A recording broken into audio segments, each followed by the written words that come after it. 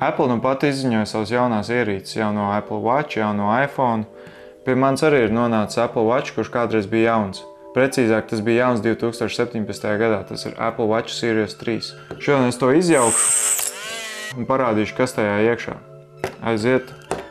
Pirmkārt, karstā gaisa lodām varam nomainīt uzgalu uz lielāku, lai viss karstums būtu pa visu ekrānu. Lēnām karsēšu to un mēģināšu atdalīt ar šo instrumentu. Konektori šim ekrānam atrodas apakšā, tāpēc to vajadzēs vērt vaļā no augšpuses. Pirms es ķeros klāt, varbūt vajadzētu izņemt gumijas siksniņas. Sākšu 200 grādiem, ja gadījumā nebūs pietiekami liels karstums, tad palielināšu.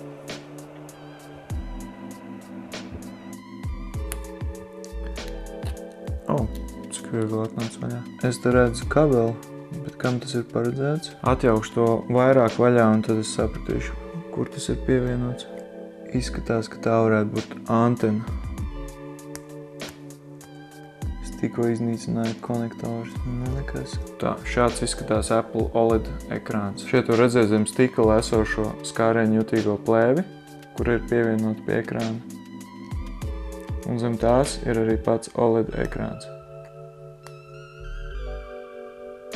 Te var labāk redzēt to skārēņu jutīgo plēvi. Un šis ir pats OLED ekrāns. Šāds izskatās OLED ekrāns. Un te ir NFC antena. Labi, tagad ķeramies pie paša pulksteņa. Šis ir Taptic Engine, kas pulkstenim nodrošina vibrācijas funkciju. Kā redzēt, tajā iekšā ir elektromotors. To, ka tur iekšā ir elektromotors, var pateikt pēc tā, ka līp klāts skrūvgriezis, jo tur iekšā ir elektromotors, kuram ir magnēti. Te var redzēt arī kronīti, kurš griežās. Tā, baterija atvienota. Tā baterija kā parasti ir ielīmēta. Šī ir Apple Watch baterija, kurai ir 1,31 Wh, jeb 342 mAh. Apple saka, ka ar to šo pulksteni var darbināt 18 stundas. Ļoti interesanti. Kabelis ir pieskrūvēts, bet, lai tiktu klāt pie skrūvītes, man ir jāliek garām šim kabelim. Es sapratu, kas šis ir. Šis ir Force Touch sensors. Kas ir Force Touch? Tas nosaka to, cik stipri ir nospiests ekrāns, un tas tiek noteikts ar šī te palīdzību. Tas ir pielīmēts tieši zem ekrāna un nosaka to, cik stipri ekrāns ir nospiests. Jāņem vērā Taptic Engine. Sākumā jāatskrūvē skrūvīte. Šāds izskatās Taptic Engine. Tad te var redzēt skaļruni maliņā. Skrūvēsim to.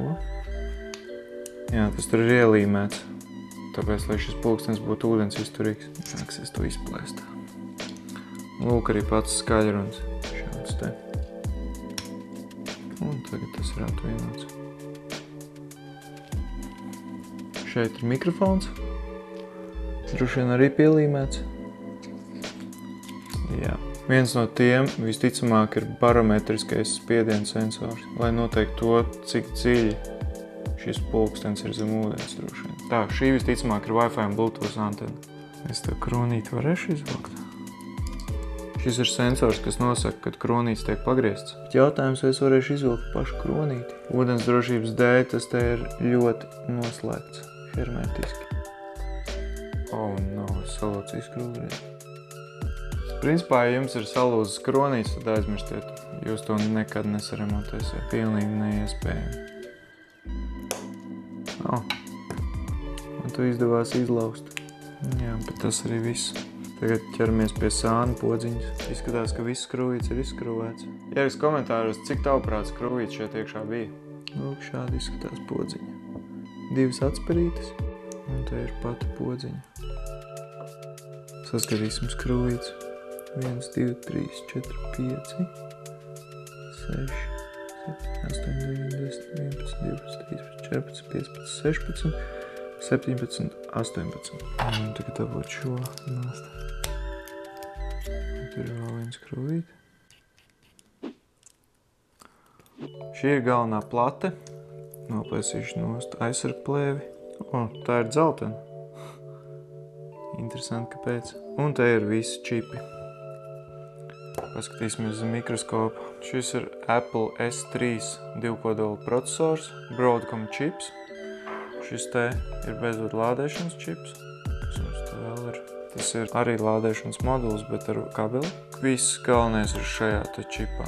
Šajā Apple S3 procesorā iekšā ir gan centrālais procesors, gan Wi-Fi, Bluetooth moduļi, gan arī barometriskais altimetrs. Tas ir tas, ko mēs redzējām šeit malā. Un pats pēdējais, ko es izjaukšu, ir Apple Watch apakša. Šeit apakšā ir gaismas diodes. Kāpēc tās ir vajadzīgas? Tās spīdina gaismu uz jūsu ādu. Ja jūs kādreiz paskatītos kamerā ar noteiktu filtru uz savu ādu, jūs redzētu, kā jūsu ādas krāsa mainās atkarībā no tā, kā pulsē jūsu sirds. Ar šiem te gaismas sensoriem tiek noteikts jūsu pulss. Tāpat šeit arī ir bezvadu uzlādes moduls, un to mēs arī tūlīt izjauksim. Tā, šeit ir konektors. Tur vajadz uz karsto gaisu. Viņš te viss ir reāli ielīmēts. Vispār nās. Oh, shit! Viņš ir reāli... Jā, tā ir plasmas. Viņa ir reāli ielaucījās no karstuma. Varbūt tas arī ir variants.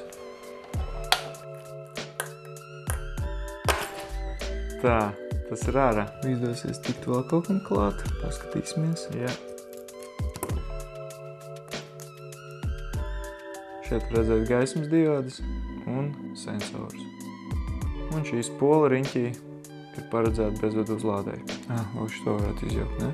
Parādīšu jums iekšā, kas ir taptiskajā motorā.